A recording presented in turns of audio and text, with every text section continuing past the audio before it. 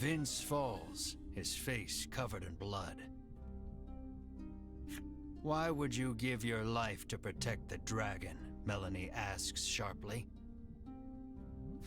Asks the one who has forsaken her own. What would you know of loyalty? Vince roars, consumed with rage. He begins chanting, no doubt preparing to cast a spell. No, that spell is forbidden, Melanie shrieks. It's too late. A stupendously powerful magic swirls out of the ether, enveloping them both. Vince turns to face you once more, his aura unlike anything you've felt before. You tighten your grip on your sword. There's no turning back now.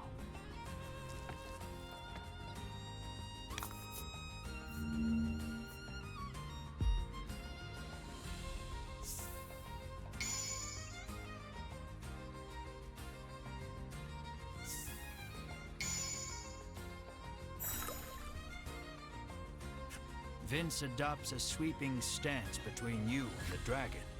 You'll have to deal with him first if you hope to attack your quarry.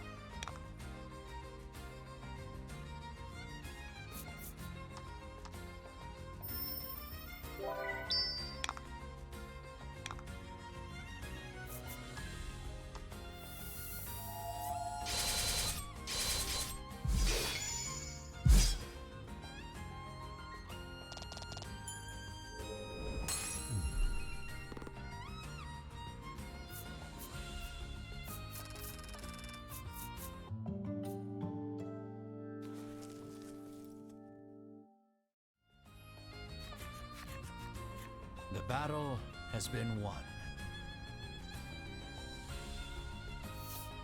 Tears stream down Vince's face.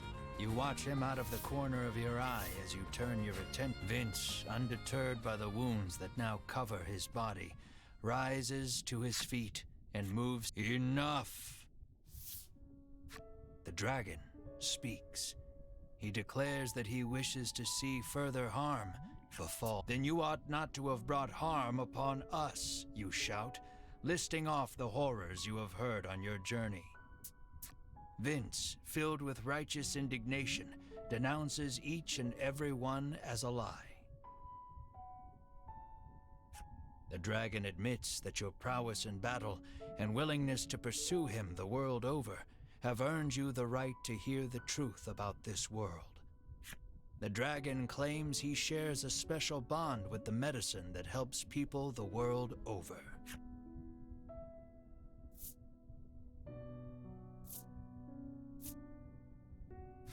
All those who succeeded in capturing the dragon in the past forced him to live a nightmarish existence on this island. They would stab him with several hundred spears.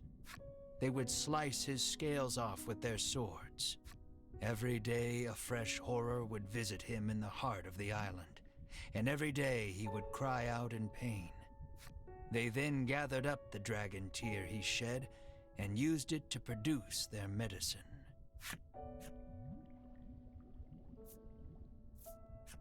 Everyone in the world drinks this medicine as though taking this medicine heals all wounds and cures all ills. It is a crutch that humanity can no longer live without. The primary ingredient in this medicine is dragon tear.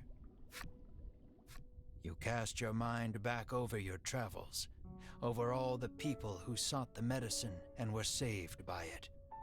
The mere thought that so much good was born of the dragon's torture makes your mind reel. You feel unmoored. No one moves, or so much as makes a sound. The dragon claims he has grown weary of suffering for the benefit of humankind. And so, he intones, I beseech you, strike me down. You hear only hurt and fatigue in his voice. Comply, and you will fulfill the order that was given you. The riches you have coveted for so long shall be yours. But know that if you do, the medicine upon which people have come to rely shall cease to exist, threatening the very foundation upon which humanity was built.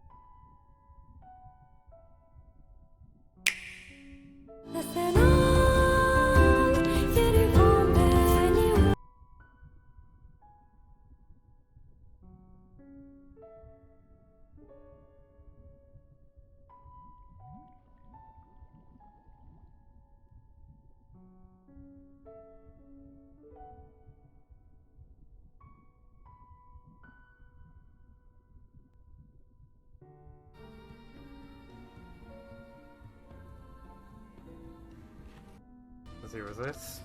Yeah. Alright, we'll try Poison Assault. Virgo. We too, Winifred and the others combine their magic for an all.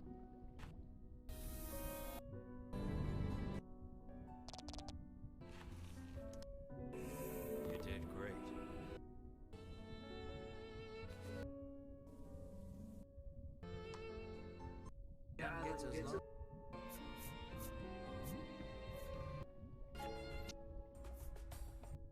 Volcano was about Volcano was he shed and used it to produce their medicine. Volcano was about to erupt. Now knowing the tragic reality, you cannot kill this creature. Your heart filled with anguish, you lower your weapon. Out of nowhere, a burst of magic crashes over the entire party, rendering you unable. Follow the other passage out and escape before.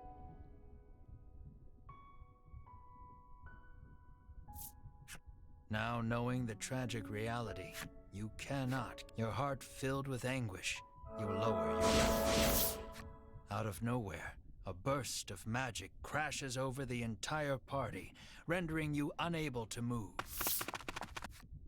Sherwin stares the dragon down, fire in his eyes. At last, the world is safe, he says. Seize him at once. Edwin urges. With a nod, Sherwin approaches the dragon.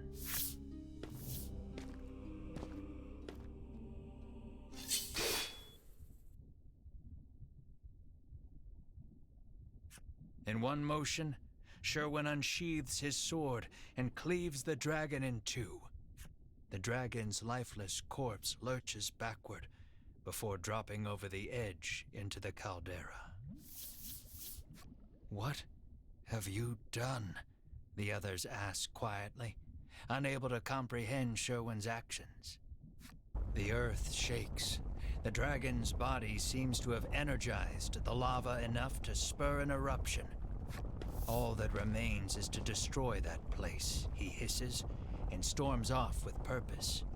The remaining members of the Ivory Order are still in shock, but Hedwyn orders them out, and they flee out of sight. The volcano is about to erupt, and while Melanie suggests the party take Vince as he speaks his final request, his voice already fading. "Dragon Tear is more powerful than you can imagine," he says, his voice weak and raspy. "It could end this world. You mustn't let them use it. Stop them at all costs. Use the forbidden magic if you have to, Melanie." Vince's final pronouncement echoing in your head. The eruption is imminent. The earlier tremors collapsed the passage you took to reach the caldera. Follow the other passage out and escape before it's too late.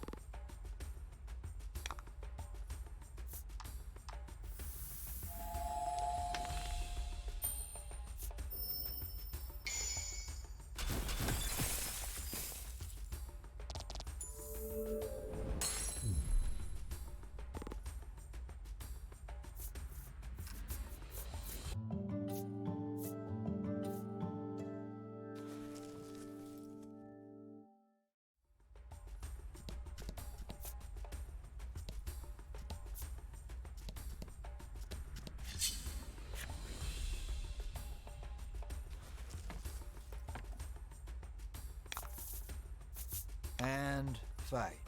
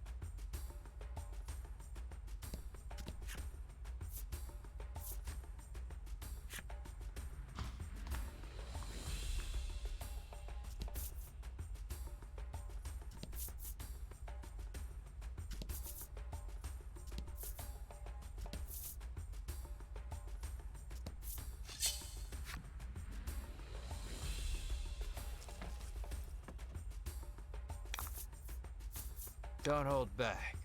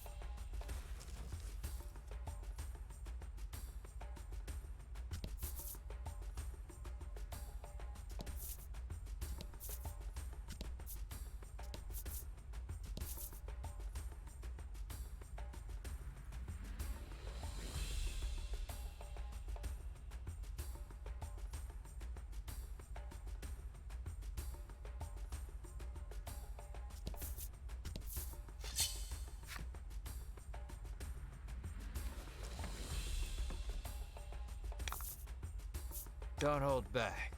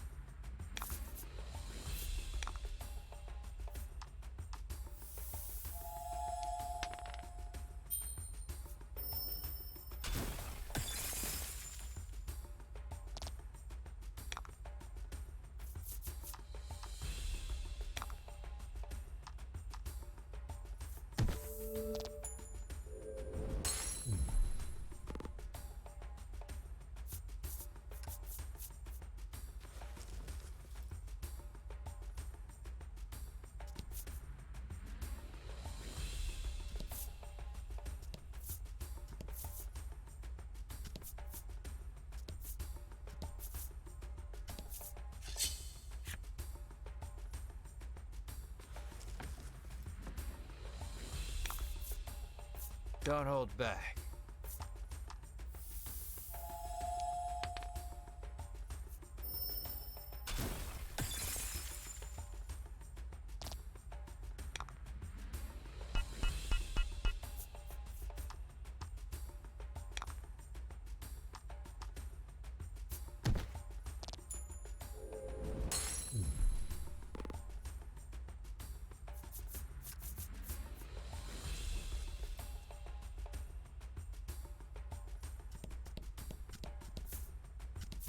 Take your time. There's no need to rush yet.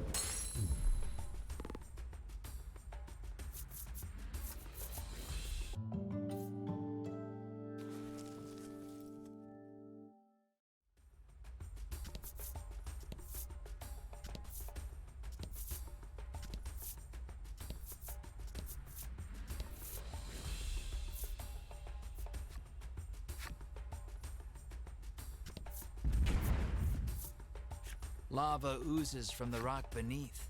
You miss stepping on it through sheer dumb luck. Best proceed with caution.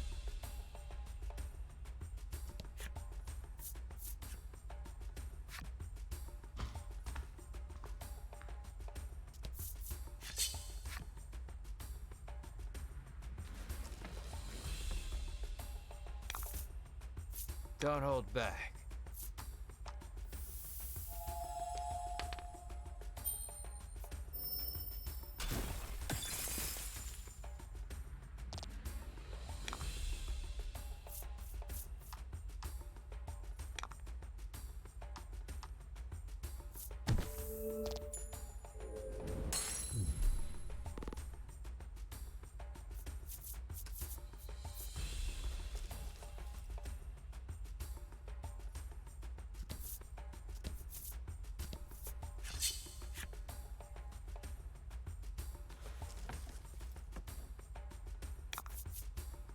About the enemy.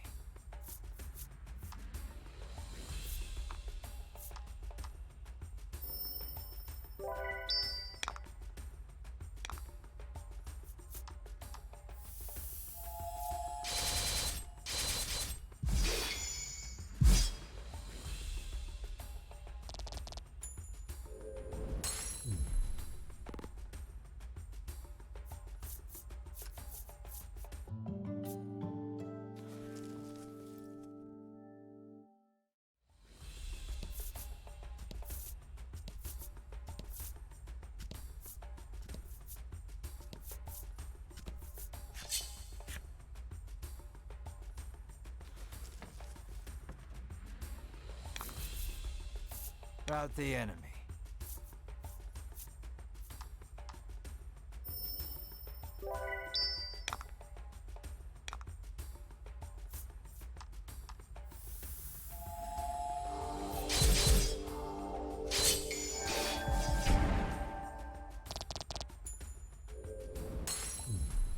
Oh?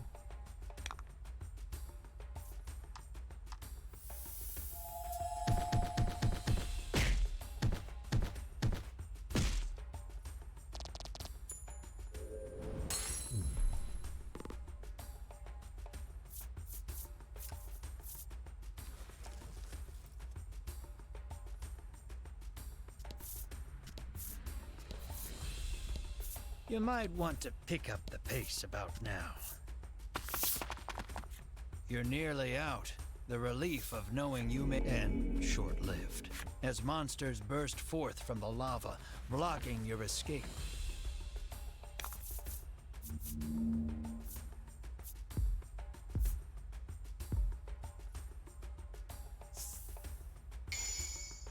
Let's do this.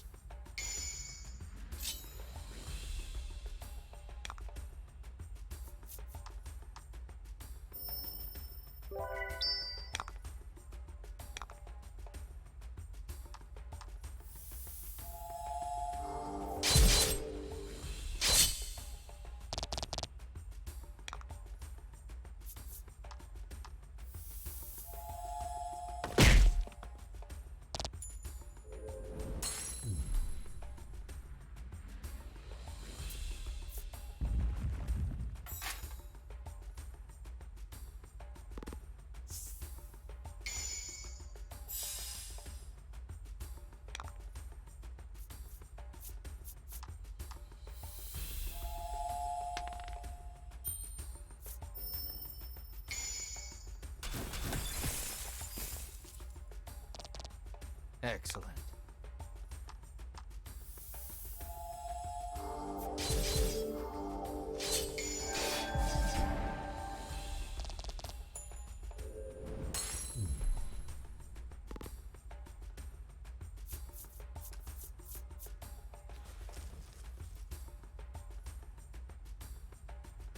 You race out of the volcano, the monsters scarcely having hit the ground behind you.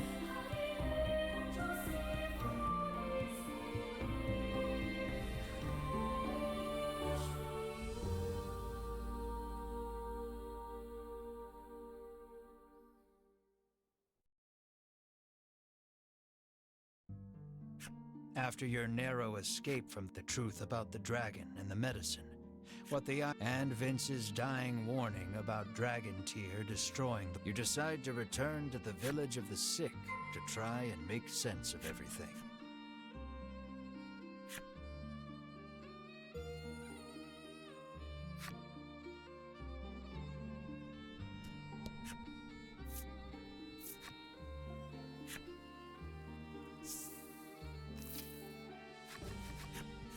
I'm exhausted, says Riddis. She certainly looks it. Bruno is silent and looks deep in thought. As you head into the village after your friends, another headache splits your skull. This place. Something about it is triggering a memory that feels like it's trying to claw its way out of your brain. Let's rest up at the inn, suggests Melanie, taking in everyone's state.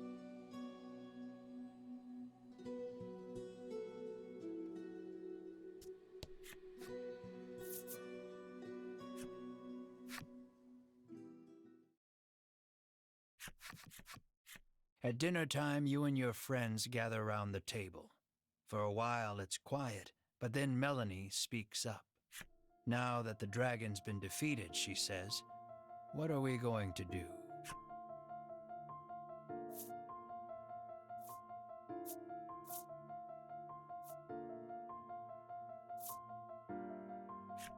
I want to learn a little more about this island, you say. Bruno agrees with you. They call this place Mount Medica. Something tells me there are still secrets to uncover.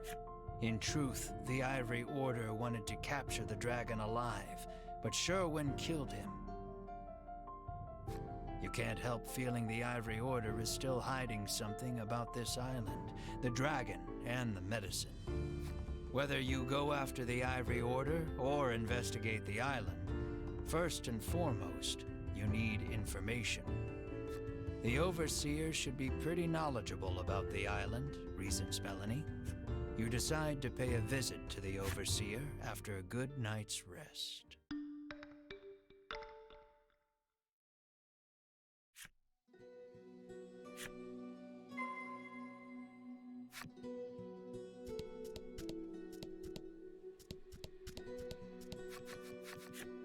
Selfor, the village headman come overseer, comes out to welcome you. After detailing what happened atop the volcano, you ask him to tell you everything he knows about this island. So, the dragon's tears are the medicine's main ingredient, he muses.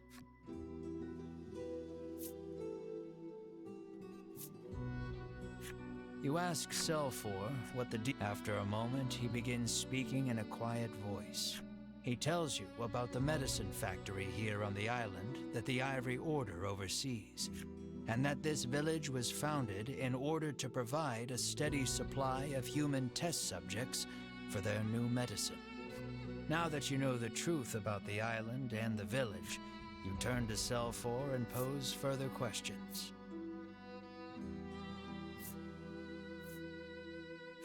What do you mean, testing new medicine, you ask? Selfor explains that before the Ivory Order sends any of its medicines out to the greater world, they test them here first. With all the new medicines they're constantly prescribed, the villagers here suffer strange side effects. All except Selfor, who says he's exempt from the tests on account of being in charge of the village on the Order's behalf.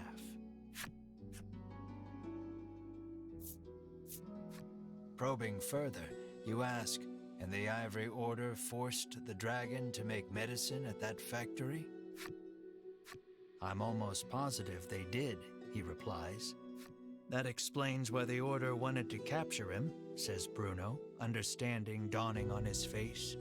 But if that's the case, why did Sherwin flout the Order and kill the dragon? You're still missing the final piece of this puzzle. Sometimes we get people who try to escape, he says, his gaze dropping. The Order always catches them. This is horrible, says Melanie, a harrowed look on her face. You know the abandoned house at the western edge of the village? Well, once upon a time, a family of 4 lived there. As Selfor speaks, you feel all the blood drain from your body. There's something I'd like to see for myself at that house, you say, your brow creased. At the uncharacteristically somber look on your face, Melanie, Riddis, and Bruno give silent nods.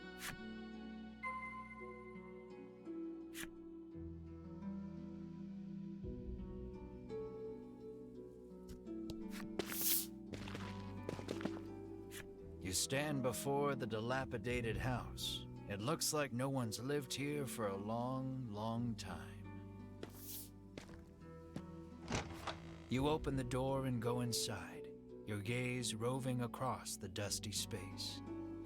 Your eyes land on a progression of horizontal notches on the lower section of a support beam, markings to measure a child's growth. And carved into the beam beside the markings are your and Mars' names.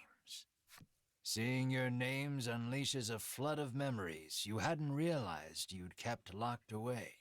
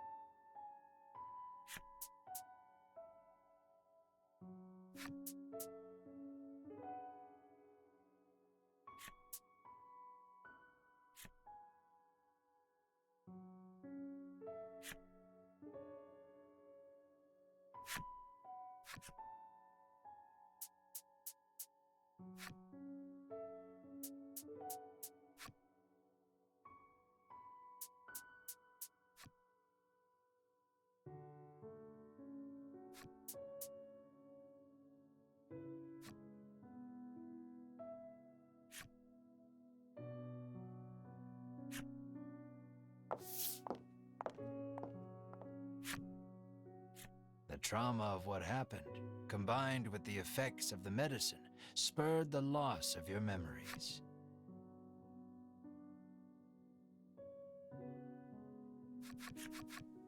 But now you remember the horror in full detail. Sobbing, you gather Mar in your arms. Melanie, Riddis, and Bruno just stand there in silence, absorbing the truth of your origins. Melanie, who knows all too well the pain of losing your parents, turns to you with tears on her cheeks. We have a lot in common, you and I. That's how we've made it this far together, she says softly.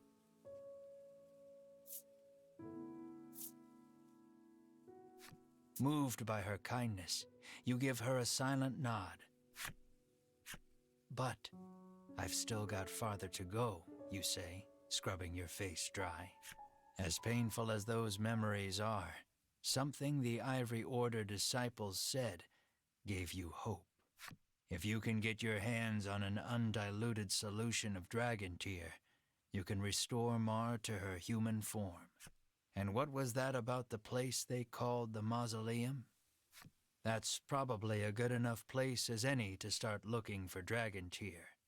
Melanie doesn't miss the determination that blooms on your face. Whatever it is you need to do, she says, I'm with you.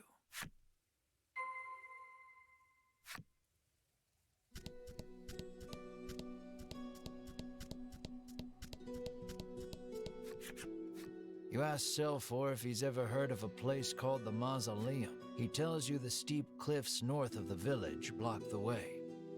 To get to the Mausoleum, you'll have to go around.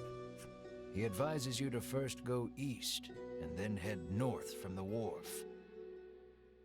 The wharf, that's where we first docked, right? Clarifies Bruno. Ooh, the path to the Mausoleum. If you start feeling...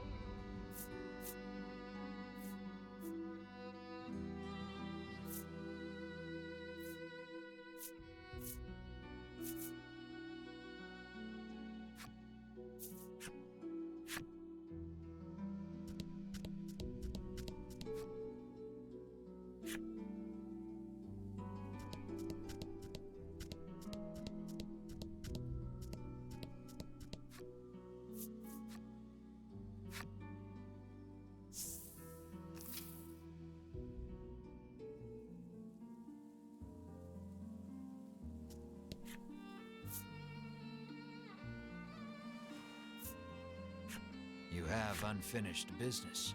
The mainland can wait.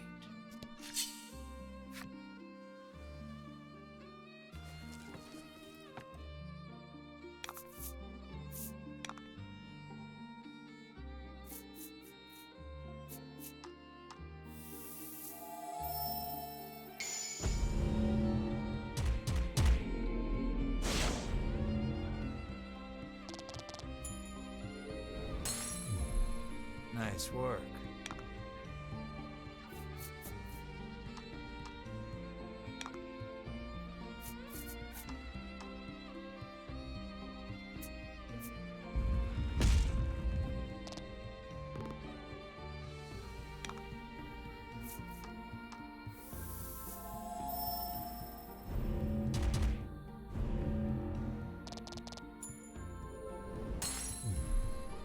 it great.